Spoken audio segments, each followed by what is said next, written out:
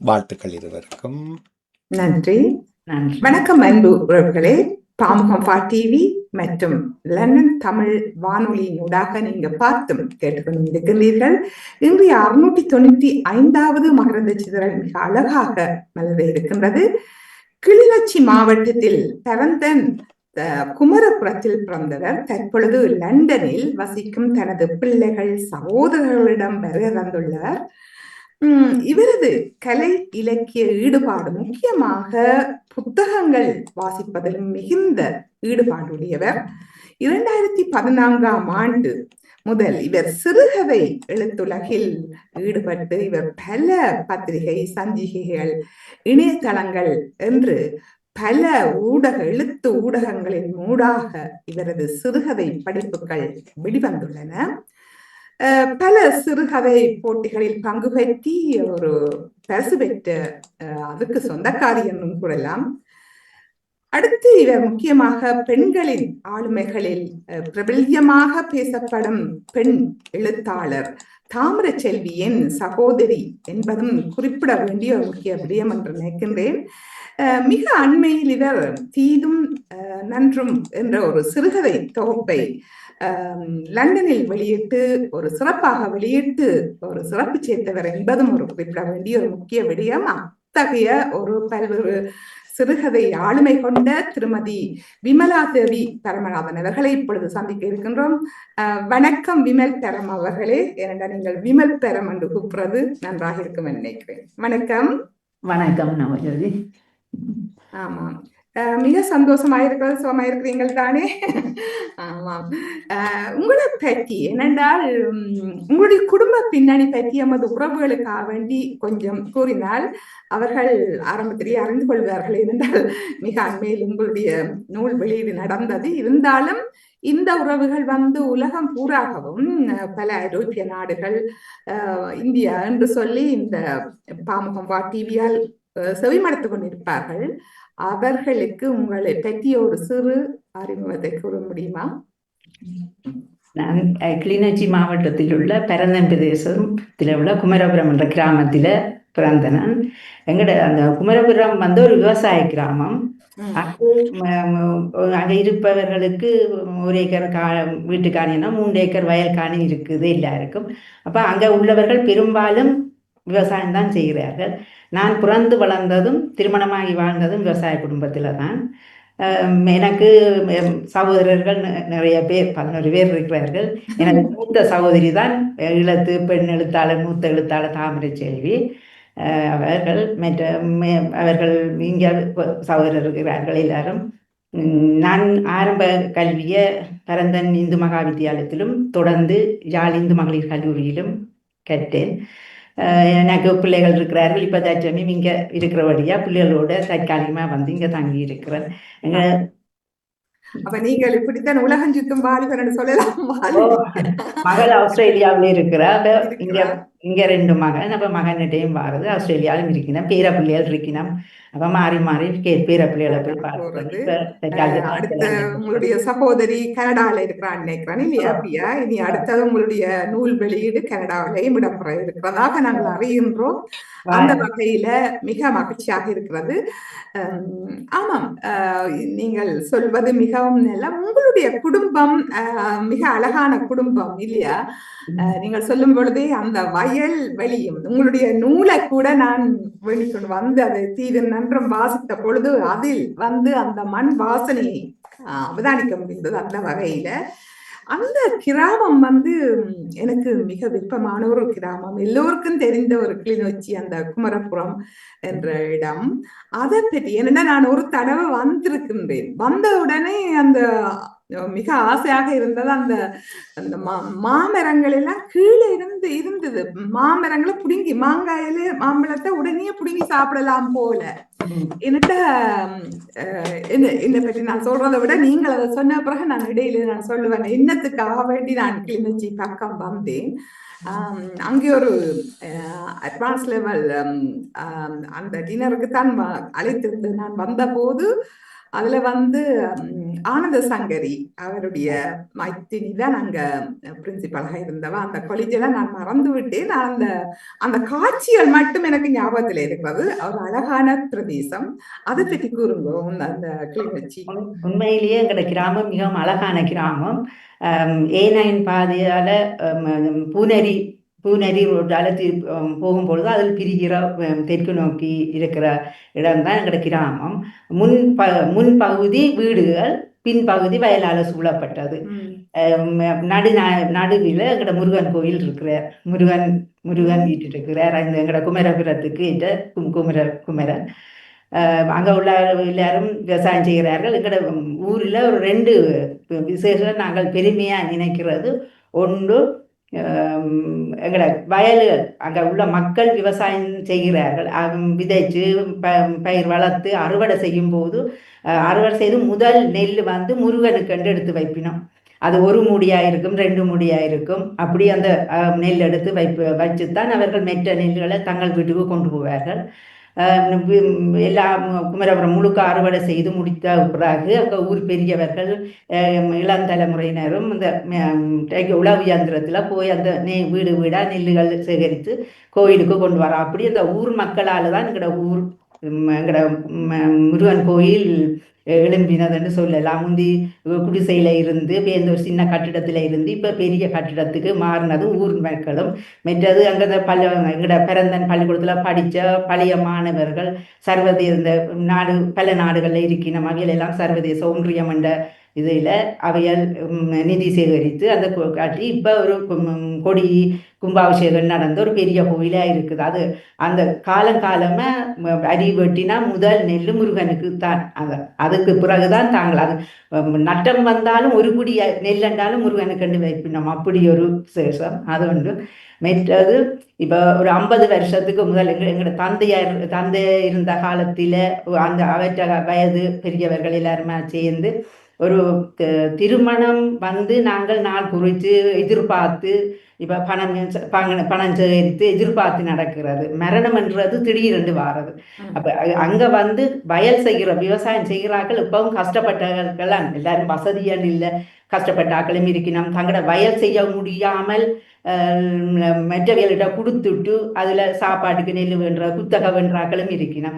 அப்போ அந்த அப்படியான இடங்கள்ல ஒரு மரணம் நடந்தால் அந்த மரண வீடு செய்யறதுக்கு அவைகளுக்கு பணம் இருக்காது, அந்த கஷ்டம் இருக்கக்கூடாது என்று அந்த மரண வீட்டுக்கு போகிற நேரம் அந்த எல்லாரும் காசு கொடுக்கணும். அது இந்த பணம் கொடுக்கணுமெண்டு 1 ரூபாவில இருந்து தொடங்கினா இப்போ 50 வருஷத்துக்கு மேலேயே அது எங்கட மரண வீட்டுக்கு போனால் அந்த காசு கொடுக்குறது அதில் சேர்த்து அந்த மரண வீட்டுக்கு சிலவுக்கு கொடுக்குறது. அது எங்கட கிராமத்தில் இருக்குது. பரம்பரை வந்து எல்லா அன்று தொட்டு இன்று வேற 50 வருஷத்துக்கு மேலே கிட்டத்தட்ட 70 வருஷம்னு சொல்லலாம்.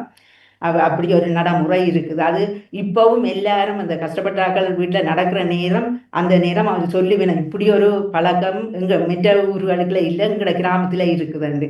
அந்த கிராமத்தில் அந்த ஒரு பழக்கம் இருக்குது. அப்படியே மெட்டது மாஞ்சோலை நீங்கள் சொன்ன மாதிரி வீட்டுக்கு வீடு அங்கே மாமரம் பிலாமரம் வாழை தென்னியாண்டு அங்கே தங்கட வருமானத்து தங்கட செலவுக்கு அந்த பயந்தர் மரங்கள் வருமானம் எடுத்துக்கொண்டு அதை விற்கிற அளவுக்கும் இருக்கிறது. அப்படி சோழியா இருக்கிறது, மாமரங்கள் எல்லாம் இருக்கும். அந்த ஊரை விட்டுட்டு வந்தாலும் அந்த ஊருக்கு ஒப்பா திரும்பி போறன்ற ஒரு நினைவோட தான் இருக்கிறது. அப்படியே ஆனவழியதான் நீங்கள் சுத்தி சுத்தி திரும்ப திரும்ப உங்களோட ஊருக்கே போய் இருக்கிறீங்க போல் தெரிகிறது. மிக கேட்க அருமையா இருக்கிறது உங்களுடைய அந்த கருத்து. அதாவது இறந்தவர்கள் செத்த பிறகு அந்த இத சொல்றது அது ஒரு முக்கியமான ஒரு விஷயம் இல்லையா? அது ஒரு நல்ல விஷயத்த நீங்கள் பின்பற்றுகிறது எல்லாம் ஒரு கேட்க ஆனந்தமாக இருக்கிறது, சந்தோஷமா இருக்கிறது. அது ஒரு செழிப்பாக இருக்கும்னு நினைக்கிறேன் இல்லையா? ஒரு செந்தளிப்பு தானே. ஆனா நான் வந்த நேரத்துல அந்த ஒரு மாட்டு வண்டி மக்கி மண்ணும் இருந்தது அந்த ரோட்டில. ரோடுகள் வந்து நல்ல மக்கி மண்ணும் மக்கி மண் மாதிரி ஒரு வெள்ளை நிற மண் மாதிரியும் இருந்தது. பூனேரி ரோட்டு தான் தார் ரோட்டா இந்த A9 பாதை மாதிரி பெரிய ரோட்டு பூனேரி ரோடு. எங்கனால அதுல இருந்து பிரிஞ்ச ஒரு மண் பாதை. ஓ கனகாலம் அது மண் பாதையா இருந்தது. இப்பதான் அதுக்கு சேர் போட்டு சீமந்தம். ஆனால் அந்த உள்ள ஒழுங்கியல் இப்ப எங்கட கிராமத்துக்குள்ள ஒரு மெயின் ரோட் இருக்கும். அதுக்கு பிரிஞ்சு போற பின் ஒழுங்கியல் 2 வீட்டுக்கு ஒரு ஒழுங்கு. அந்த ஒழுங்கையெல்லாம் இப்பவும் மண்ணுங்கிறவலும் அப்படித்தான் இருக்குது. ஆமா அந்த நேரத்துல அந்த மாட்டு வண்டியில போறதுக்கும் அந்த மாட்டு வண்டியில உண்டு நான் பார்த்தேன் நான் அங்க ஒரு மிக சந்தோஷமா இருக்கு. இப்ப எல்லாம் அது இருக்குமோ தெரியல. இப்ப டிராக்டர் அப்படியான எங்கட தந்தையா இருந்த நேரம் அவர் மாட்டு வண்டி சவாரி எல்லாம் விடுறது, மாட்டு வண்டியில விடுறது, போட்டிகளுக்கு போறது அப்படி இருக்கிறது. இப்ப எல்லாரும் அது பாவனைக்கு இல்லாட்டாலும் பழைய ஆட்கள் வீட்டுல இப்பவும் இருக்குது. வீட்டுல வச்சிருக்கணும்.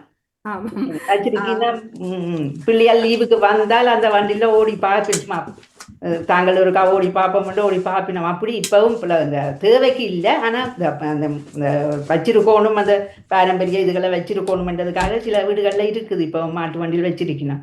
ஆமாம் இப்ப இதுல கேட்டுக்கொண்டிருக்கிறதுக்கே அந்த அங்க மாட்டு வண்டிக்குள்ள போன மாதிரி ஒரு உணர்வு இது. உங்களுடைய சிறுகதைகளில் எல்லாமே அந்த மண் வாசனையும் அந்த இந்த வயல் அந்த மனமும் வந்த மாதிரி இந்த நீங்க சொன்னீங்க காணிகளை கொடுக்கறது, புத்தகை கொடுக்கறது, இந்த அது இதுன்றது அப்படியான பல கதைகள் வந்து மனதை உருக்கக்கூடிய விதத்துல அமைந்திருந்தது. மிக அற்புதமாக நீங்கள் இந்த கதைகளை நகர்த்துகின்ற விதம் அது நல்ல சுவையாக இருந்தது. இந்த கடைசியாக இப்ப வந்து நீங்க சொன்னீங்க நாங்கள் ஒரு பெரிய குடும்பம் ஒன்று ஆரம்பத்துல சொன்னதீங்க. இப்ப வந்து அந்த குடும்பமே எல்லாம் ஒன்று ரெண்டு அதுவும் இல்லாமல் தான் இப்ப நாகரிகத்தை இப்ப எடுத்துக்கொண்டால் இன்றைய காலத்துல பிள்ளைகள் வந்து அப்படியான குடும்பம் மிகவும் சுருங்கி இருக்கின்ற காலகட்டத்துல உத கேட்க சந்தோஷமா இருக்கிறது. அந்த அந்த நேரம் இருக்கீங்களா ஒரு எல்லோரும் சகோதரங்கள் சமைச்சு சாப்பிடுறது அந்த ஒரு ஒரு மகிழ்ச்சியான ஒரு காலம் இல்லையா? நான் நினைக்கின்றேன் நீங்கள் அதுல திளைச்சிருக்கிறீங்கள். அதான் நீங்கள் இந்த நேரம் சகோதரங்கள் என்று உங்களுடைய வாயில நான் கேட்கும் பொழுது சந்தோஷமா இருந்தது. என்னுடைய சகோதரங்களால் தான் இந்த சகோதரங்களை இன்னும் பிடிச்சது என்று. ஆனா இப்ப வந்து நாங்கள் கேட்கின்ற போது பல சகோதரங்கள் எப்படி இருக்கிறார்கள், எல்லாம் பணம் வந்த உடனே எப்படி மாறி எல்லாம் இருக்கின்றார்கள் என்ற கதைகள் அதுவும் நாங்கள் கேட்டு அறிந்து பார்த்து இதானே சமூகத்தில் நடைபெறுகின்ற இதுகளைத்தான் நாங்கள் எங்களுடைய சிறுகதைகளில் வெளிப்படுத்தி வருகின்றோம். அதைத்தான் நீங்களும் செய்திருக்கின்றீர்கள். மிக அழகாக இருந்தது. அந்த விதத்தில நீங்கள் இந்த சிறுகதை என்ற ஒரு வடிவத்துக்குள்ள நீங்கள் வந்து அதையே எழுதி இருக்கிறீங்களா? அது எப்படி உங்களுக்கு அதுக்கு ஆட்கொண்டது? நீங்கள் 2014ஆம் ஆண்டு தொடக்கம் எழுதியிருக்கிறீர்கள். ஆமாம், இதுவரைக்கு உங்களுடைய சிறுகதை அந்த ஈடுபாடையும் எப்படி ஏற்பட்டது? அந்த ஆரம்ப இதை பற்றி சொல்ல முடியுமா? நான் முதல் சொன்ன மாதிரி நான் பிறந்து வளர்ந்ததெல்லாம் கிராமம், இந்த விவசாய குடும்பத்தில். இப்போ விவசாய குடும்பத்தில் உழைக்கும் மக்கள்லாம் இன்னும் சுற்றியும் இருந்திருக்கிறாரு. அவர்களோட பழகினதில் அவர்கள் இப்போ அவர்களுடைய வாழ்க்கையும் அவருடைய வாழ்க்கையில் ஏற்படுகிற பிரச்சனைகளும் துன்பங்களும் துயரங்களும் என்ற மனதை பாதிக்கும். அது கஷ்டப்படையில அது ஒருக்கா விவசாயம் இந்த விதைச்சால் எல்லா நாளும் அது லாபம் தரும் வண்டி இல்லை, வீட்டுக்கு நெல் வரும் வண்டி இல்லை. மழை பெருமழை பெய்தால் அழிஞ்சு போயிடும். அதோட எங்களோட கிளிநொச்சியில் இரணமடு குளம் இருக்குது. பெரிய மழை பெய்தால் குளம் நிரம்பிடும். அப்போ அதை திறந்து விடுவினோம். குளம் உடைஞ்சு பாயாமல் இருக்கிறதுக்காக திறந்து விட்டால் அந்த வெள்ளம் வந்து பயிரை அழிச்சிடும். அதை நான் ஒரு கதையில் எழுதியிருக்கிறேன். வெள்ளம் வந்து இருந்ததால அப்படி அதெல்லாம் நடந்திருக்குது.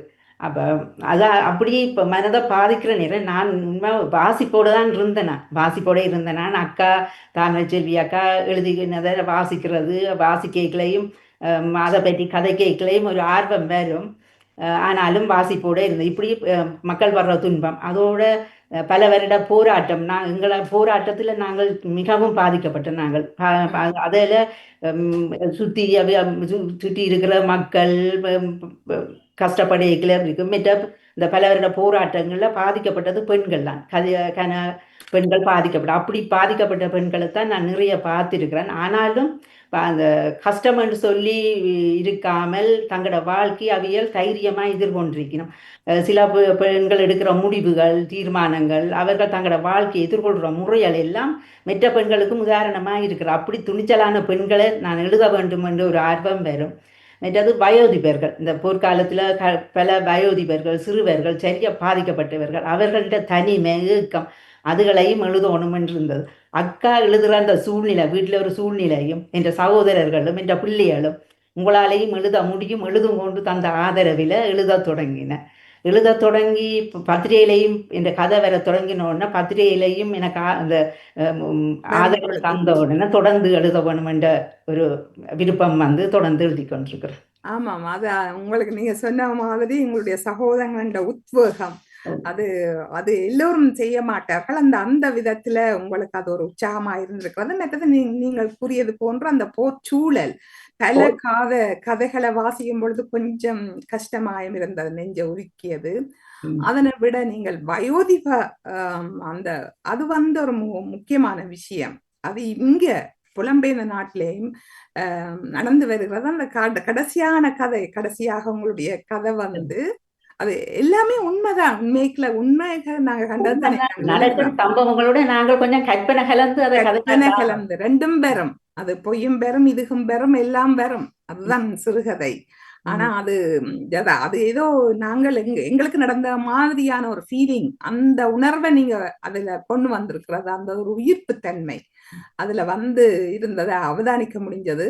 அந்த கடைசியாக எழுதின கதை கூட எனக்கு மனதுக்குள்ள நிக்கிறது என்னன்னு சொன்னால், அவர் வளர்த்த பிள்ளைன்னு அவருக்கு தெரியாது. ஆனா அந்த பிள்ளைய அவர் அந்த அப்பா சொல்ற, நீ என்ன விட்டுட்டு போக மாட்டேன்னு அந்த ஒரு நம்பிக்கையோட இருக்கிறது இல்ல, அது ஒரு முக்கியமான விஷயம். அந்த நம்பிக்கைய அந்த மகன் இன்றைய காலகட்டத்துல அத செய்யறது வந்து, அத நீங்க முடிச்ச விதம், அந்த கதையை முடிக்கின்ற பாணி மிக அற்புதம். பாராட்டுக்கள் உங்களுக்கு. இந்த இதுக்கு நான் உங்களுடைய உறவுகள் சார்பில் பாராட்டை நான் இந்த வழியில தெரிவித்துக் கொள்கின்றேன். நீங்கள் இந்த விருதுகள் பெற்றிருக்கிறீங்க இல்லையா? என்ன மாதிரி? இப்ப நீங்க சொன்னீங்க இது முதல் கதை என்று. நானும் இவ்வளவு காலம் கதையில் எழுதினாலும் 2000 கடந்த வருடம் தான் நான் என்னுடைய முதல் சிறுகதை தொகுப்பை வெளியிட்டினான். ஆனபடியால நீங்கள் எப்படியோ கொஞ்சம் ஈடுபாடு இருக்கிறது. அந்த விதத்தில இந்த சிறுகதைகளை பற்றி எழுதின பிறகு உங்களுக்கு என்ன மனதுல தோன்றது? அதால என்ன அந்த எதிர்வினை எப்படி இருக்கிறது? எப்படி கூறினார்கள்? இல்ல, சில பேர் அந்த கதைகளை வாசிச்சு விட்டு எந்த கதை மாதிரி இருக்குது, ஆனா உங்களோட முடிவு வந்து எனக்கு தைரியத்தை தருகுதுன்னு சொன்ன வேலையும் இருக்கிறார்கள். இந்த கதைகள்ல நான் அந்த உண்மை அந்த சம்பவங்களின் மனதை பாதிக்கிற சம்பவங்களை எழுதிக்கல. இப்படியே எத்தனையோ பேர் இருப்பினமனை நினைச்சுத்தான் எழுதுறது. ஆனா நிறைய பேர் இருக்கணும், கணவர் சொல்லி இருக்கணும், இதான் இந்த துன்பங்கள் துயரங்கள் எல்லாம் எங்களோட வாழ்க்கையில இருந்தது, நாங்கள் சோர்ந்து போகாமல் இருக்கிறது உங்களோட கதை முடிவு.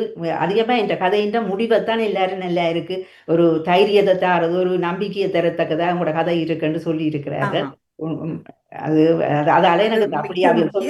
நீங்கள் அந்த முதியவர்களுடைய பிரச்சனை இப்ப எல்லோருக்குமே ஒரு ஏக்கம் ஒன்று இருக்கிறது. இந்த பிள்ளைகளை வளர்த்து நாங்கள் விட்டுட்டோம், நாங்கள் இந்த பிள்ளைகள் எதிர்காலத்துல எங்களை பாப்பார்களா என்ற ஒரு ஏக்கம் வந்து ஒவ்வொரு பெற்றோர் என்ற மனசுலையும் இருக்கிறது. பெரிய வீடுகளை வேண்டி இருக்கிறார்கள், பேர் பார்த்தா தாங்க தனியே தானே இருக்கிறோம், அதை வேணா வீட்டே இல்லை, வேறு யாருக்கும் வாடகை கொடுக்குற நிலைமைகள் எல்லாம் இருக்கின்றது இங்க லண்டன்ல. அது நீங்கள் இலங்கையில பார்த்த இது, மற்றது இங்க கேள்விப்பட்டதுகளையும் அதுல சேர்த்திருக்கிறீர்கள் என்று எனக்கு தெரிகிறது. இங்க கேள்விப்பட்ட கதைகள்லாம் அங்க எங்கட ஊர்ல குறைவு, கிராமத்து அங்க கூட்டு குடும்பம் உண்டாயிருக்கலாம், தாய் தாப்பனை தனியா விடுற இல்லை, அப்படி இப்படி ஒரு வயோதிபர் இல்லத்திலையும் விடுறது இல்லை, தாங்களே வச்சு பார்ப்பினம், அது தங்கட கடமை தங்கட விருப்பம் என்று வைப்பினம் அப்படி வச்சுக்கிறது. சில இடங்கள்ல வேற இடங்கள்ல கேள்விப்பட்டதும் நானும் அங்கே கொழும்பு இந்தியால வெளிநாடு அப்படி வேற இடங்களுக்கு வார இடங்கள்ல அதுகளை அந்த கேள்விப்பட்டு அதை வச்சு எழுதின கதை. இப்படி இருந்தால் அவைகளுக்கு இவ்வளவு வேதனை இருக்கும். அது கடைசியில் அவையோட எதிர்பார்ப்பு இப்படி இருக்கும். அந்த கடைசி கதையில மகன் அப்படி சொல்லி போட்டாரு. ஆனா மகன் அநாதை இல்லத்துல முதியோர் இல்லத்துல விட போறேன்னு சொன்னோன்னா அவர் ஒன்றும் சொல்ல இல்லை, நான் போக மாட்டேன்னு சொல்ல இல்லை, ஒன்றும் சொல்லாம பார்த்து அந்த பார்வையிலேயே அவருக்கு மகனுக்கு பிறகு அவர் யோசிக்கிறார், அப்பா எனக்கு நான் சொன்னா பிறகும் அவர் அப்படி பார்த்து கொண்டிருக்கிறார், ஒன்றும் சொல்ல இல்லையேண்டு. அது வந்தோடனே அவர் அதை நினைப்பார். ஆனால் கடைசியில அவன் விட்டால் போவோம் இல்லையண்டா. ஆனாலும் அவருக்கு ஒரு நம்பிக்கை, என்னடா இந்த மகன் தன்னை பாப்பான் ஒவ்வொரு விஷயத்திலையும் அவர் முதல்ல இருந்து சொல்லி கொண்டு வர ம். அவர் தன் மகன் பாப்பான் அந்த அவர்கிட்ட நம்பிக்கை, அது நம்பிக்கை அது மகன் தெரிஞ்ச உடனே அவர் உடஞ்சு போவார் மகன். ஆமாம், அதோட இப்ப நீங்க சொல்றது சரி. ஆனா சில பிள்ளைகளுக்கு பெற்றோரை பார்க்க வேணும்னு சொன்னா அவருடைய சூழலும் இடம் கொடுப்பது இல்ல. அதுகையும் நாங்கள் ஏற்றுக்கொள்ளத்தான் வேணும். சில இடங்கள்ல அவர்களுக்கு அங்க சந்தோஷமா இருக்கிறது மாதிரியும் சில சூழ்நிலைகள் இருக்கின்றது. நான் இன்னொரு கதையிலையும் அப்படி எழுதி இருக்கிறேன். நான் எல்லா கதையுமே வாசிச்சேன் படியால், எனக்கு அது தெரிகிறது. நான் அந்த 15 கதைகளுமே அதுக்குள்ளால ஊடுருவி வந்த நான் பார்த்தேன். அது ஒரு சந்தோஷமா இருந்தது. வாசிக்க வேண்டிய அந்த வாசிக்க வேணும், அதை வைக்க முடியாத அளவுக்கு உங்களுடைய எழுத்து நட ஒரு மிகவும் சிம்பிளாக அதை கொண்டு போறது போயிருக்கிறீங்கள். அது ஒரு நல்ல விடயம். இந்த விருதுகள் இப்ப ஞானம் பத்திரிகையிலெல்லாம் நீங்கள் எழுதியிருக்கிறீங்கள். அப்ப ஞானம் பத்திரிகை நாங்கள் குறிப்பிட்டு கூறக்கூடிய இலங்கையில வார ஒரு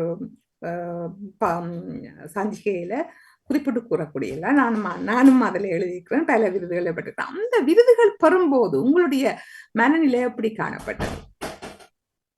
நான் இப்ப கடந்த 10 வருஷமா தான் எழுதி கொண்டு வரேன். தாமதமா தான் எழுத தொடங்கினான். 10 வருஷமா எழுத தொடங்கினாலும் என்னால் எழுத முடியுமான்ற ஒரு சந்தேகம் இருந்தது. ஆனா இப்படி ஒரு விருது கிடைக்கல, அது எங்களுக்கு ஒரு உற்சாகம்.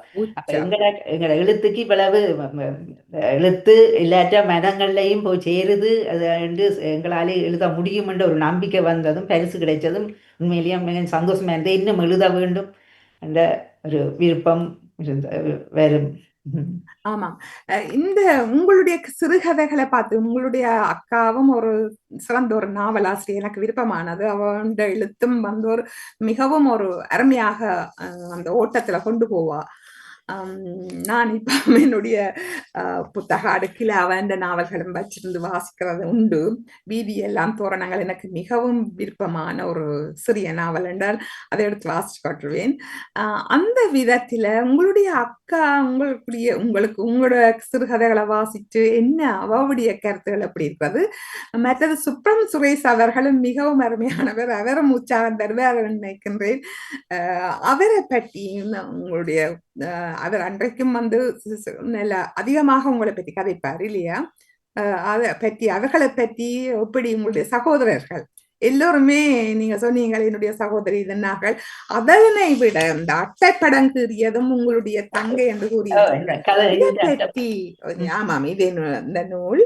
ஆமா, இதை நீங்கள் எல்லாருமே வாசிக்க வேணும், வாசிக்க வேணும். இந்த அட்டைப்படம் ஒரு அழகான ஒரு பெண் தங்க, கனடாவில இருக்கிற தங்க தான். அதை பற்றி கொஞ்சம் கூறுங்க.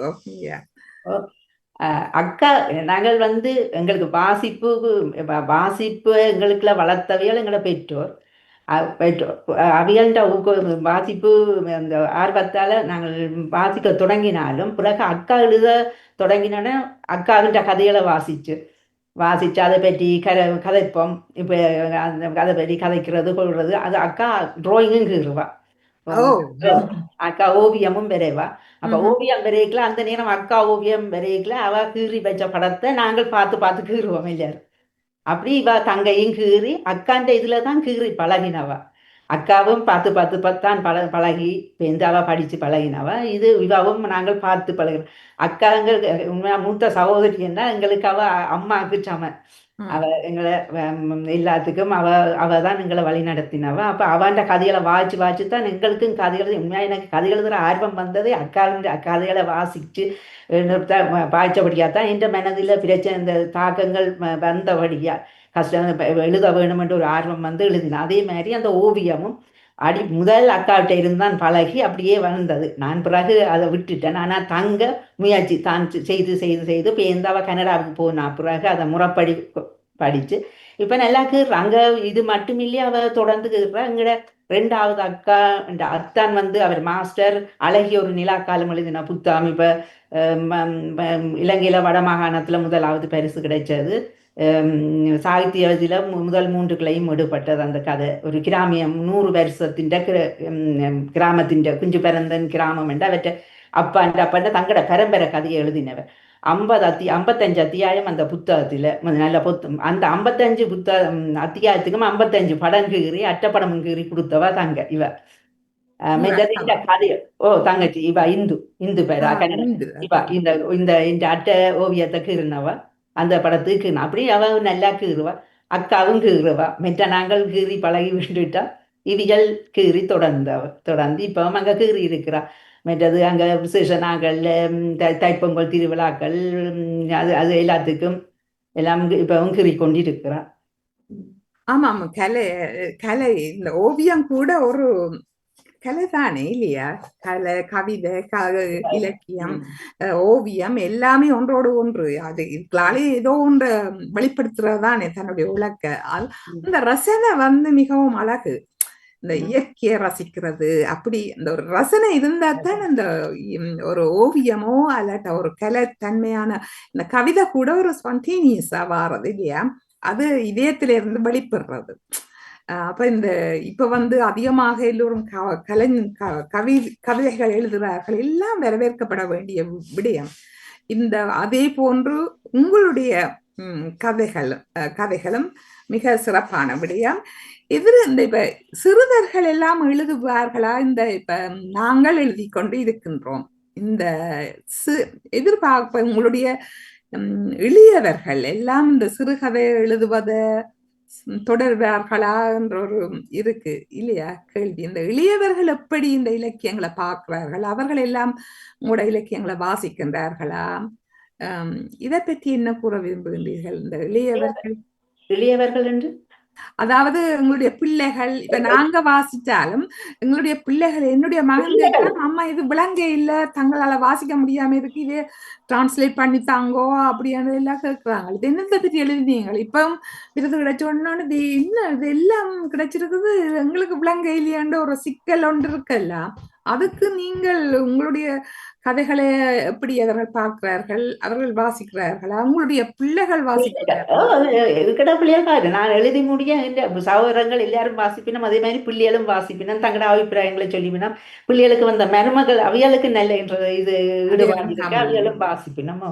அது நல்ல விஷயம். வாசிப்பினும் கொஞ்ச நாள் எழுதா விட்டாலே என்ன இன்னும் கதையை காணையில எழுத இல்லையோன்னு கேட்டு உற்சாகப்படுத்துற அளவுக்கு அவைகளுக்கு நல்ல ஆர்வம் இருக்கு. அப்படியா? ஓகே. இப்ப எனக்கு சிறுகதை மஞ்சரி ஆசிரியர் இந்த கதை 2 ஆங்கில மொழியில மாத்தினவர். அதை இப்ப என் பேர பிள்ளையால் படிக்கணும். அவையல் தமிழ் தெரியும், தமிழ் ஸ்கூலுக்கு போயினோம், தமிழ் படிப்பினம். ஆனா கொஞ்சமா இந்த கதையெல்லாம் சொல்லிக்கல அவைகளுக்கு இங்கிலீஷ்ல இருக்கிற சுகம் தானே. அப்ப அது 2 கதை அதை மாறி இப்ப தங்கச்சின்ற மகள் எல்லாரும் எல்லா பேர பிள்ளைகளும் அது தாங்கள் வாசிக்கொண்டு வாசிச்சு கொண்டிருக்கணும் இப்ப. ஆமாம், எதிர்காலத்துல அது ஒரு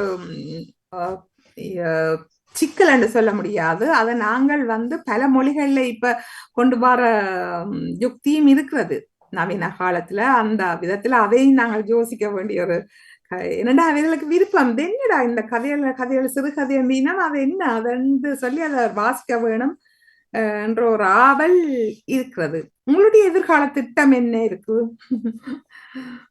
எதிர்கால திட்டம் என்ன, நான் எழுதின கதைகளை எழுத்து கையெழுத்துல வையாமல் எல்லாத்தையும் எல்லாம் நூலாக்கி அந்த ஆவணப்படுத்த வேணும் என்றதுதான் என்ற ஆசை. இப்போ ஒரு முதலாவது புத்தகம் வந்திருக்கு.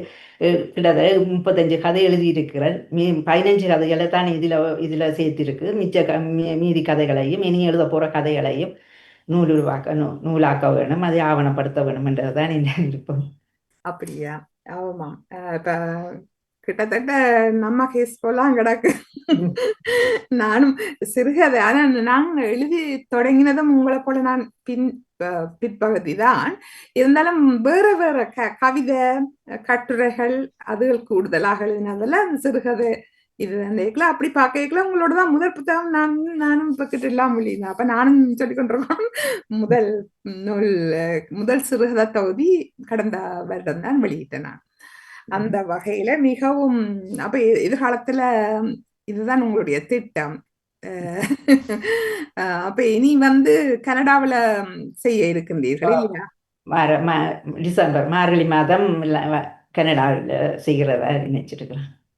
வாழ்த்துக்கள். நீங்கள் அங்கேயும் மிக சிறப்பாக இடம்பெறும் நினைக்கிறேன். உங்களுடைய சகோதரங்கள் எல்லாம் உங்களுக்கு உற்சாகப்படுத்துகிறதா அது அவையெல்லாம் கேட்க உங்களுக்கு நல்ல விரும்பி கேட்டவியல் அங்கேயும் செய்ய வேணும் என்ற விருப்பத்துக்கு நானும் மார்கழி மாதம் அங்க போறேன். அப்ப அங்க நின்று அதை செய்வோம்.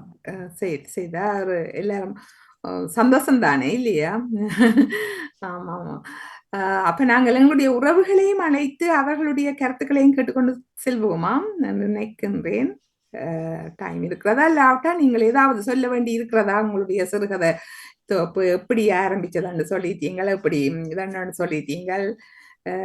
இன்னும் ஏதாவது சொல்ல வேணுமென்று சொன்னால் ஏதாவது சொல்ல விரும்புகின்றீர்களா? உங்களுடைய கிராமத்தை பற்றி சொல்லியிருக்கிற அழகான கிராமம்.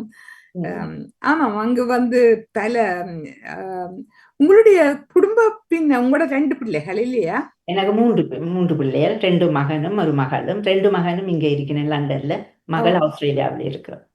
ஓ, அப்ப ஆஸ்திரேலியாவிலே நீங்கள் சென்று அங்கேயும் அங்கேயும் ஒரு ஆஸ்திரேலியாவுக்கும் போறேன். நான் போய் மகளோடையும் நின்றுட்டு வரேன்.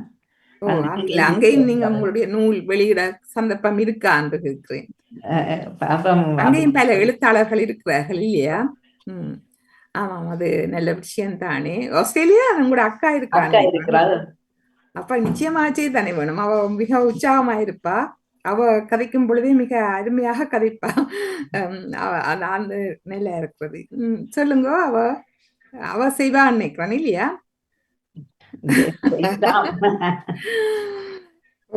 அப்ப உங்களுடைய எதிர்கால திட்டம் எல்லாம் சொல்லிட்டீங்கள். இன்னும் ஏதாவது சிறுகதை எழுத்த பற்றி சொல்ல விரும்பினா சொல்லி கொண்டு இல்லாட்டாங்கிற உறவுகளையும் இணைத்து அவைகளை சேர்த்து கதைப்பமாம். ஆமாம், யார் இணைந்திருக்கிறார்களோ தெரியவில்லை எனக்கு. வணக்கம். நடாமோகன் இருப்பார் நினைக்கிறேன். வணக்கம் நவஜோதி அவர்களே. வணக்கம். வணக்கம் வணக்கம். நான் இரா விஜய கௌரி கதைக்கிறேன். வணக்கம். ஆமாம், நான் சிவாஜினி, என்னுடைய தோழி சிவாஜினி, இவருடைய ஒரு இளைய சகோதரி. கல்லூரி காலங்களில் நிச்சயமாக நான் நினைக்கிறேன், நான் இவர் தாமரை செல்வியாக இருப்பார் தான் நான் நினைத்தேன். அவருடைய இளைய சகோதரி இவர் என்பது இப்போது புரிகிறது. நான் இதை ஒரு சந்தோஷமா நினைவுபடுத்தணும் என்றா, அந்த காலத்துல இவர்களுடைய அப்பாவும் இவர்களுடைய பெரியப்பாவும் நினைக்கிறேன் அத்தனை பேரும் எல்லாம் பெண் குழந்தைகள். அவ்வளவு ஸ்மார்ட்டா அவ்வளவு பேரையும் வளர்த்தார்கள். அவ்வளவு பேர் எனக்கு சாரதாக்கா, சிவாஜினி, அஞ்சலாக்கா, சுவந்தி அக்கான்னு சொல்லி இவர்களுடைய பெரிய பிள்ளைகள் அத்தனை பேரையும் அந்த கிராமத்திலிருந்து அந்த பெண்களுக்கு தனித்துவமாக அவர் கல்வியிலே அத்தனையிலேயும் மேன்மை பெறணும் என்று அந்த அப்பாவையல் அந்த வயல் செய்து கொண்டிருந்த அந்த சூழ்நிலையை தங்கள பிள்ளைகளை அவ்வளவு தனித்துவமாக வளர்க்க விரும்பிய அந்த அப்பாவையில அவ்வளவு ஆளுமையான பக்கங்களை இந்த குழந்தைகளை உலகத்தின பல்வேறுபட்ட பக்கங்களையும் இன்னைக்கு அழகா தலை நிமித்தி வச்சிருக்கின்றதான் நிச்சயமான உண்மை. அந்த கதை கேட்கல எல்லாமே எனக்கு சிவாஜினியை பாக்குற போல இருக்குது. நான் நினைக்கிறேன் அவையில ஒவ்வொருவரும் கலைத்துவம் மிக்கவர்கள். சிவாஜி கூட நான் இப்போ கிட்டடியில எங்களை எல்லோரும் 60வது பிறந்த நாள் வந்த போது ஒரு வாழ்த்துக்களை பரிமாறி அவருடைய மகள் என்னோட தொடர்பு கொண்டு அந்த வாழ்த்துக்களை பெற்றுக்கொண்ட போது நான் சொல்லிக்கொண்டேன் என்னன்னா, அந்த அழகாக கதை சொல்வதிலும் அந்த கதையை வடிவ விவரிச்சு எங்களுக்கு அந்த சுவை மனதோட பேசும். அவை கதை சொல்லிக்கல அந்த சுவை எங்களுக்குள்ள பேசும். அவ்வளவு நினைக்கிறேன் சிவாஜிக்கு கூட அவ்வளவு திறமை இருக்குது. மற்றது அந்த ஒவ்வொருத்தரும் தனித்துவமாக திடமாக வளர்க்கப்பட்டவர்கள். அந்த அப்பா அம்மா அவ்வளவு தூரம் இப்ப சொன்னாவே தண்ட சகோதரங்கள் எல்லாம் சரியான ஒற்றுமை. இத அந்த அப்பாவும் பெரியப்பா சகோதரர்கள் கொடுத்திருந்தார்கள், அப்ப சேர்ந்து கொடுத்திருந்தார்கள். நான் நினைக்கிறேன் நான் அப்போ ஒரு 6ஆம் வகுப்பு படிச்சு கொண்டு தான் அந்த ஹாஸ்டல்ல இருந்தேன். எனக்கு அது அப்ப பதிஞ்சிருந்தது. இவன் அப்பாவியல் வந்து இப்படி செய்யறதெல்லாம் என் மனதுல பதிஞ்சிருந்தது. மற்றது இவியல் எல்லாரும் அந்த ஸ்மார்ட்டா ஒவ்வொருத்தரும் ஸ்மார்ட்டா இருக்கிற அந்த பக்கமும் அவ்வளவு அழகா மனசோட இருந்தது. மனம் நிறைஞ்ச வாழ்த்துக்கள்.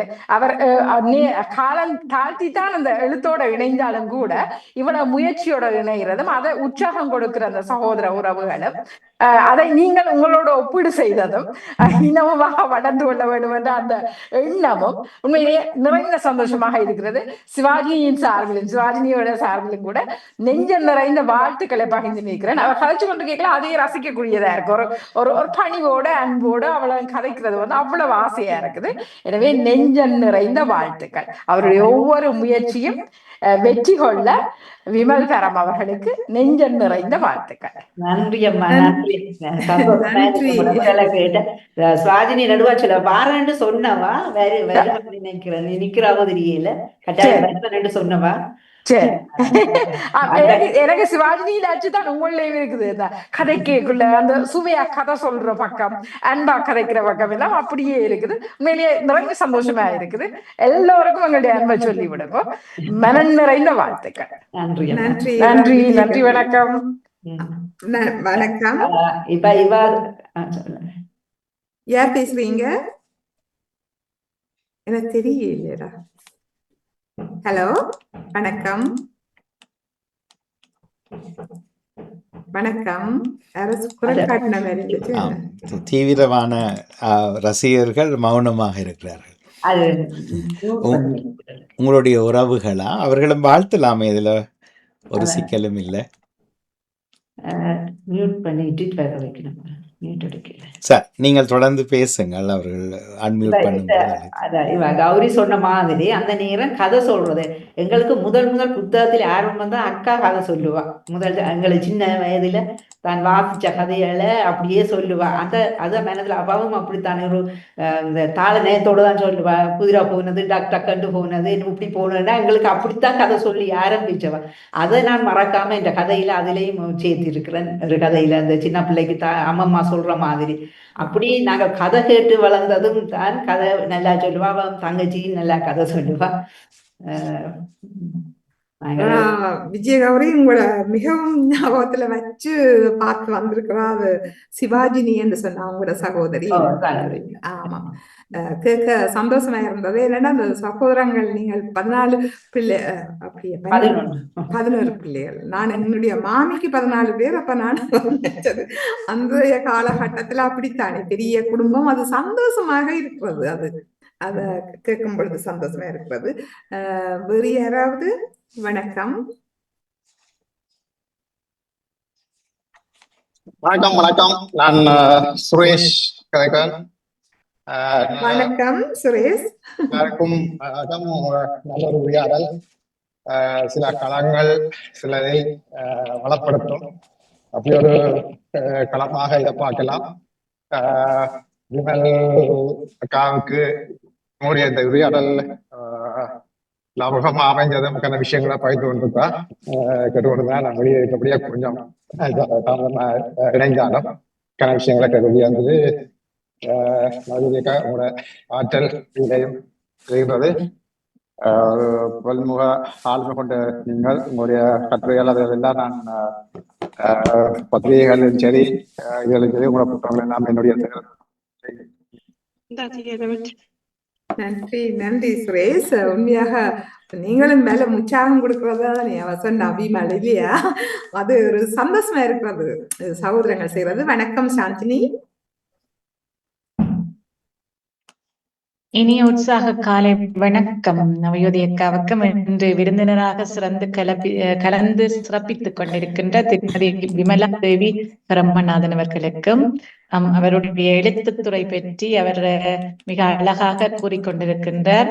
தனது ஊர் பிரதேசங்கள் எவ்வாறு இருந்தன, தான் அதில் எவ்வாறு வாழ்ந்தது என்று அழகாக சொல்லியிருந்தார். முன்னுக்கு ஊர் மனைகள், பின்னுக்கு கடல், தொழில் வயல்கள் என்று சொல்லி அந்த ரசனையோடு தோன்றியதுதான் போல சிறுகதைகள் நினைக்கின்றேன். அவரது சிறுகதைகள் விருது கிடைத்ததையும் சொல்லியிருந்தார்கள். பாராட்டுக்கள். உங்கள் எழுத்துக்கு விருது கிடைத்தது என்பது நீங்க சொன்னது போல எங்களை தூண்டுதற்குரிய ஒரு காரணியாக அது இருக்கின்றது என்று சொல்லியிருந்தீங்க. வாழ்த்துக்கள், சிறப்பு. இன்னும் எழுதுங்கள். சந்தோஷமாக இருக்கின்றது. நினைக்கிறேன் நீங்களும் அந்த பெண் எழுத்தாளர் இதுல ஒரு ஆளா இருக்கிறீங்கள் போல இருக்கிறது. இருந்தாலும் வேறுடைய தாமரை செல்வி அவரோட சிஸ்டர் தான் இவ வாரவ வந்து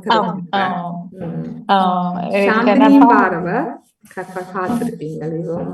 இது முதற்சித அறிவிப்பாளர். உங்களுடைய இதை காட்டினா நான் அவருக்கு தெரிஞ்சிருக்கும் நினைக்கிறேன் மேலுக்கு. ஆமா, ஈழத்தெழுத்தாளர், அந்த தமிழ் எழுத்தாளர் அந்த இதுல வந்து அதுல உங்களை பார்த்திருக்கிறா. அதான் நான் சொன்னேன். சந்தோஷமா இருக்கிறது. நன்றி சாந்தினி. நன்றி நன்றி அவர்களுக்கு நன்றி நன்றி.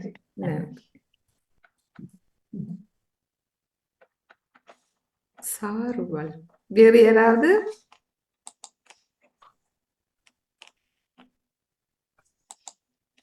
வணக்கம்.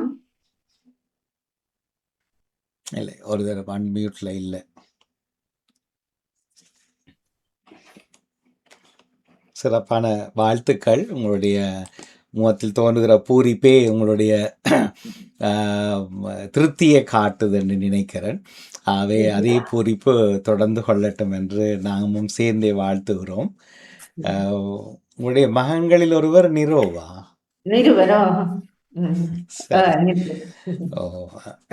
ஆரம்பத்தில் படம் தெரிந்தது, ஆனால் உங்களோட முகத்தில் நினைக்கிறேன் அவற்றமும் உங்களுக்கு அந்த உங்களிடமும் அவருக்கு போயிருக்குன்னு நினைக்கிறேன். சரி, சந்தோஷம் உங்களை அந்த வகையிலும் சந்திப்பது. உங்களுடைய பரந்தன் இல்லத்துக்கு சின்ன வயசில் படிக்கிற காலத்தில் வந்திருக்கிறோம். யாருடைய திருமணம் என்பது தெரியாது. சிவகுமார் என்றது உங்களுடைய சகோதரன் தம்பி. இன்னும் ஒருவர் யாழ் மத்திய கல்லூரியில் அவருடைய ஒன்றவிட்ட அண்ணாவோடு சொந்த அண்ணாவோ தெரியவில்லை, பேரிம்பன். அவர் அழைத்து நாங்கள் உங்களுடைய சொந்த தம்பி. சரி, எனக்கு எங்களை விட ஒரு வயது ஒரு வகுப்பு கூட. நாங்கள் பலர் வந்திருந்தோம். ஒரு நாள் முழுக்க யாருடைய திருமணம் என்பது இப்போது எனக்கு ஞாபகம் இல்லை. வந்து விருந்துண்டு 2 வேளையும் உண்டு வந்த சின்ன வயசு. அப்போ அது ஒரு 9ஆம் வகுப்பு 10ஆம் வகுப்புன்னு நினைக்கிறேன். அந்த காலங்கள் நினைவிருக்கிறது. மிகுந்த மகிழ்ச்சி உங்களுடைய தொடர்ச்சி காணுகிற போது. நவஜோதி அவர்கள் எங்களுடைய குழுமத்தில் போட்டிருந்தார் இன்றைய விருந்தினர் யார் என்று. உடனே நான் அதில் எந்த நாடு என்று கேட்டிருந்தேன். உடனடியாக இரா விஜயகௌரி அவர்கள் அவர் இப்போது சொன்ன மாதிரி உங்களுடைய அக்கா தாமரை செல்வியை நினைத்து அவர் பரந்தன், இலங்கை, அவரை எழுத்துலகில் தெரியாதவர்கள் இல்லை என்று ஏதோ எல்லாம் நிறைய எழுதியிருந்தார். இப்போதான் தெரிகிறது அந்த பேரில் நான் நினைக்கிறேன் உங்கள் பேரை எடுத்து இப்போது எல்லாம் சொல்லிட்டார் தானே. மிகுந்த மகிழ்ச்சியாக இருந்தது. ஒரு சின்ன கேள்வி, உங்களுடைய வளர்ச்சி காலத்தில் போரில் அதிகம் பாதிக்கப்பட்டோம் என்று சொன்னீர்கள். அந்த சொல்லக்கூடிய நினைவுகள் ஏதாவது இன்றைய பதிவில் சொல்ல முடியுமா? நாங்கள் இருந்த இடத்துல இருந்து, நாங்கள் எங்களோட குமரபுரம் கிராமத்துல இருந்து 3 மைல் தூரத்துல தான் ஆனையிறவு இருக்கு. ஆனையிறவு வந்து ஆமியின் பெரிய முகாம் தானே. அப்ப அங்கிருந்து ஒரு சின்ன எங்கேயாவது எங்கட கிராமத்தை சுத்தி ஏதாவது ஒரு பிரச்சனை வந்தா முதல் அடிக்கிறது ஆனையிறவுல இருந்தால் எங்கட கிராமத்துக்கு தான் அனுப்பினோம்.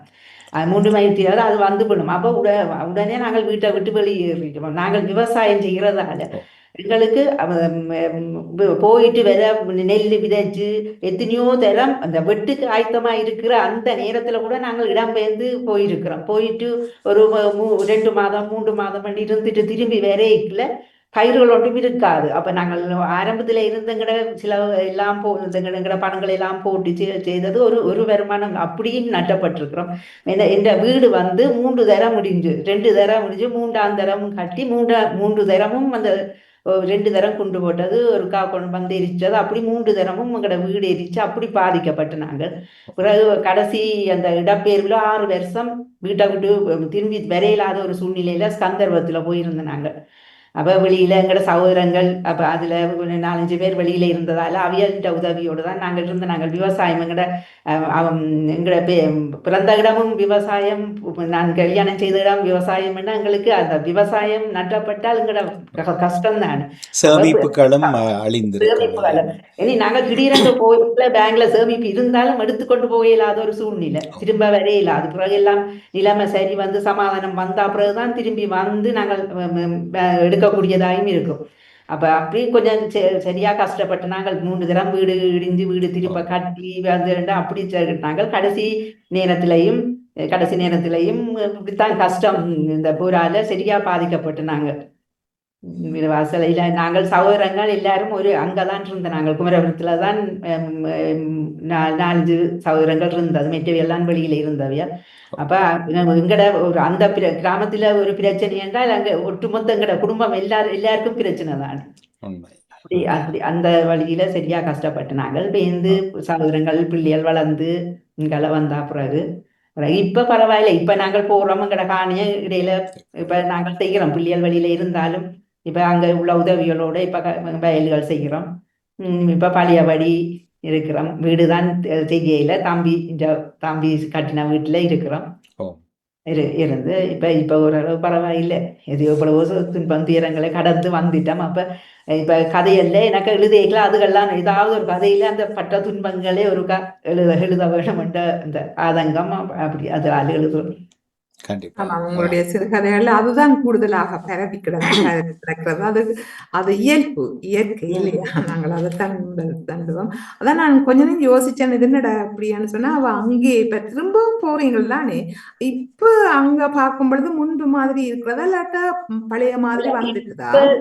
இப்ப சனம் குறைவு, மக்கள் குறைவு, எல்லாம் இடம்பெயர்ந்து வேறு இடங்கள்லயும் போறது. ஆனா வயது போனவர்கள் இருக்கிறார்கள், கிராமத்தை விட்டு போக மனம் இல்லாதார்கள் இருக்கினோம், அது வீட்டுக்கு வீடு ஆக்கள் இருக்கினோம். ஆனால் முந்தின மாதிரி கலகலப்பும் இதுவும் குறைவுதான். உண்மைதான். உங்களுடைய அப்ப இருப்பிட நாடு அது இப்போது இருக்கிற நாடு, இருப்பிட நாடு இருக்கிற. இப்ப நான் பிள்ளைகளோட லண்டன்ல இருக்கிறேன், தற்காலிகம் தான். அப்புறம் 6 மாதம் நிக்கலாம், 6 மாதத்தால நான் என் சொந்த வீட்டுக்கு அங்க போய். எது உங்களுக்கு எதிர்காலத்தில் விருப்பம்? ஏனென்றால் உங்களுடைய பணிகள் இப்ப உங்களுடைய ஆசைகள் நிறைவேற்றப்பட வேண்டும். அப்ப அதுக்கு ஒரு சௌகரியமான இடம் கிடைத்தால் இன்னும் உங்களுக்கு வாய்ப்பாக இருக்கலாம். எனக்கு பிள்ளைகளோட இருக்கிறது, அங்க போய் தனியத்தானே, சொந்த ஊரண்டு போறது வழியா அங்க நான் தனியத்தானே இப்ப பிள்ளைகளோட வந்து இருக்கிறது.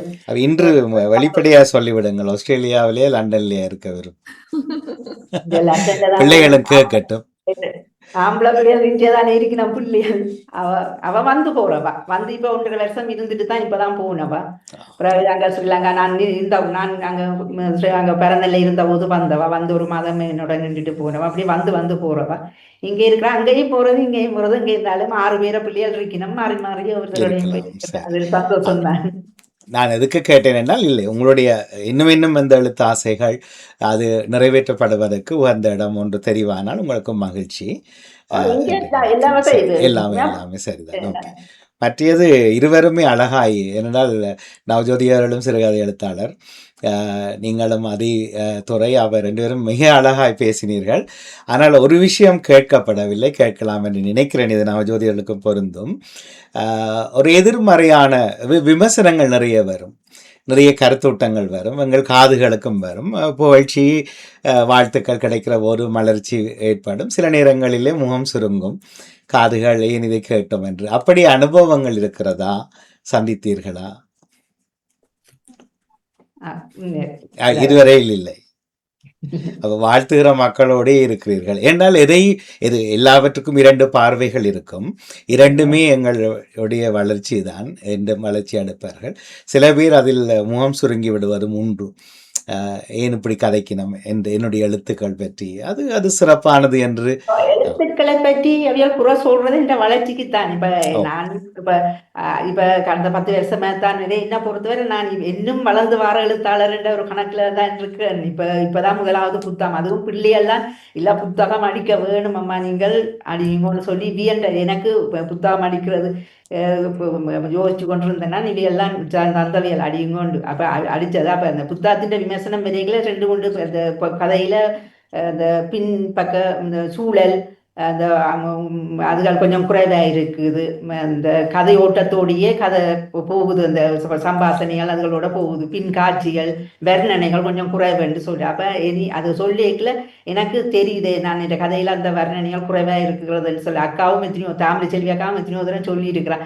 இந்த கதையெல்லாம் பின் ஒரு இடத்துல இருக்கணும்ன்றா அந்த இடத்தை விவரிக்கணும், அப்போதான் இந்த இடத்துல இருக்கணும்ன்றது இல்லாட்ட மனதெல்லாம் பதிக்குமென்று சொல்லுவேன். நான் அதுக்கு பிறகு கொஞ்சம் கொஞ்சமாக திருத்தி கொண்டு வந்தாலும் இன்னும் திருந்த வேணும்.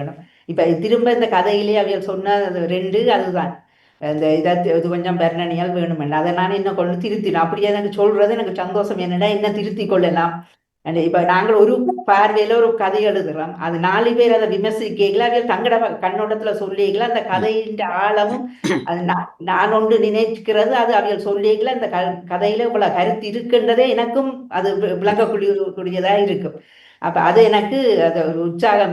நீ எழுதியல நான் அதை திருத்தி இன்னும் சிறப்பாக எழுதணும் என்ற ஒரு ஆர்வம் இருக்கிறது. அது நான் அதை அவியல் சொல்ற விமர்சனத்தை நான் கவனத்துல எடுத்துக்கொள்றேன். சரி, வெளியீடு நிறைவாகிவிட்டது இல்லையா இங்க லண்டன்ல? அங்குதான் நவஜோதி அவர்களை இருவரும் சந்தித்தீர்களோ? நவஜோதியை நான் நடுவம் இங்க புத்தக திருவிழாக்கள் இலக்கிய புத்தகங்கள் நடக்கும் போது சுப்ரம் சுரேஷோட தம்பியோட போறேன் நான். கூட்டத்திலையும் அவர் கூட்டிக் கொண்டு போவேன். அப்ப அங்க போன இடத்துலதான் நவஜோதியை முதல் கண்டது. அவ அப்பவும் என்ன நெடுவான் கேட்பா, பேட்டி எடுக்க ஒருக்கா உங்களோட கலந்துரையாடணும், ஒருக்கா உங்களுக்கு ஒரு டேட்டை தாங்க. நான் தான் தயங்கி நான் என்ன உண்மையா சொல்ல போனா இதுதான் எனது முதல் இது. வாழ்த்துக்கள் வாழ்த்துக்கள். சிறப்பாக செய்திருக்கிறீங்க, அழகா இருந்தது, ரசிக்கும்படியா இருந்தது.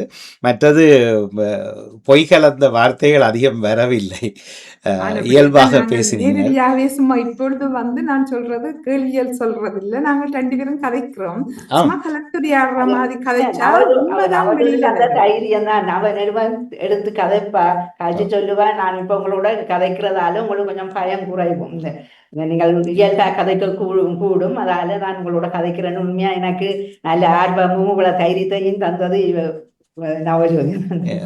நவஜோதி அவர்களுக்கு பாராட்டுக்கள். அதே நேரம் நீங்கள் மிகச்சிறப்பாக செய்த நீங்க இன்றைக்கு ரசிக்கும்படியா இருந்தது கதைகள். ஏன்னா சில நேரங்கள்ல எங்களுக்கு தெரிஞ்சிடும், சில பேர் ஒப்புவிக்கிறார்கள் என்று தெரிந்திடும்.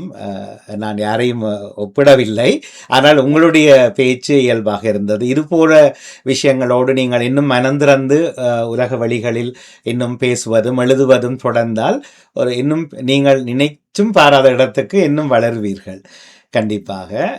வீட்டிலும் உங்களுடைய சகோதரிமார் எல்லாருடைய துணைகளும் இந்த ஓவியம் மிக அற்புதமாக இருக்கிறது. நான் நினைத்தேன் இது ஆர்டிஃபிஷியல் இன்டெலிஜென்ஸ் AI மூலமாக வரையப்பட்டது என்றுதான். நீங்கள் இதில் சொல்லும் வரைக்கும் பார்த்த உடனே படம் தங்கச்சி அக்கா பார்த்து தங்கச்சி பழகின ஓவியமே இப்படி இருக்கிறது என்றால் அட்டை வடிவமைப்பு தாம்பி சுரேஷ். சரி, ஓ இவர்தானா? அழகாக இருக்கிறது, நல்ல படம். எல்லாரும் சொன்ன மாதிரி தங்கச்சியாக்களும் கதை எழுதி படிக்கிற காலங்கள்ல ஒரு சுவாஜினி எல்லாம் தங்கச்சி அவ சுவாஜினின்னு சொன்னாவே கதை கேட்கல, அவ எல்லாம் கதை எழுதி படிக்கிற நேரம் அவ டீச்சரா இருந்தவ குமரபுரத்துல. அவ டீச்சர் எல்லாம் கதை எழுதி பேப்பர்கள்லாம் வந்தது. பிறகு இங்கால வந்த உடனே பிள்ளை சூழ்நிலையில விட்டுட்டினா. ஆனால் நல்ல விமர்சனம், ஒரு கதைக்கு நல்ல விமர்சனம், நல்ல இதுகளும் அந்த கவிதை எழுதுற ஆளுமை எல்லாம் இருக்குது. நான் வந்தது கிளிநொச்சியில உருத்திரப்புறம் என்ற இடத்திற்கு தான் வந்த நான். என்னடா அங்க என்ன அட்வான்ஸ் லெவல் லஞ்ச் டின்னருக்கு கூப்பிட்டு வழியில நான் சொன்னேன், எனக்கு அந்த நேரம் இந்த கோவிலாம்பாலை பற்றி ஒரு கதை ஒன்று பேப்பர்ல நாங்கள் படிச்ச ஞாபகம் இருந்தது. எனக்கு அந்த அவ இருந்த இடம் அந்த இடத்திலான் இருந்தது. தயவு செய்து கொண்டே அவக்கு அந்த இடத்தை காட்டுங்கன்னு சொன்னா போல வந்து டீச்சர்ஸ் எல்லாரும் கூட்டி கொண்டு போய் அங்க அந்த இடத்தை காட்டினவர். அப்ப இந்த இடத்துல தானா அவ தண்டி அந்த குப்பமேட்டுல இருந்து செத்த எல்லாருக்கும் ஞாபகம் பெறும் நினைக்கிறேன். அந்த இடம் போய் பார்த்துட்டு வந்த ஒரு பெருமை எனக்கு இருக்கிறது அந்த இடத்துல போய். அப்பதான் யோசிச்சேன், அந்த மாமரம் இது எல்லாம் அது அது அப்படியான ஒரு விடயம் செய்யறதுக்கு ஒரு வாய்ப்பான ஒரு இடமாக காணப்பட்டது. அந்த சூழல் எல்லாம் மரங்கள், அழகான மரங்கள், செடிகள், கொடிகள் எல்லாம் இருந்தது. எல்லாம் பிரயோசனமான மாம்பழமா தான் சொன்னேன், மாம்பழம் எல்லாம் கிட்ட கிட்ட இருந்தது, பிடுங்கி சாப்பிடணும் மாதிரி. அந்த உருத்திரபுரம் என்ற இடத்துக்கு தான் கூட்டிட்டு போய் காட்டினவர். இங்கதான் இருக்கணும், உங்களுக்கு தெரிஞ்சிருக்குமோ தெரியல, இருக்கலாம். நீங்க இந்த சிறப்பு, உங்களுடைய பணி, உங்களுடைய ஆசை விருப்பங்கள் இன்னும் தொடரட்டும், வாழ்த்துகிறோம். இன்னும் இன்னும் உயர் நிலைகளில் உங்களை சந்திக்க விரும்புகிறோம். மகிழ்ச்சி அம்மா. நன்றி. உண்மையாக மிக அருமையான இன்றைய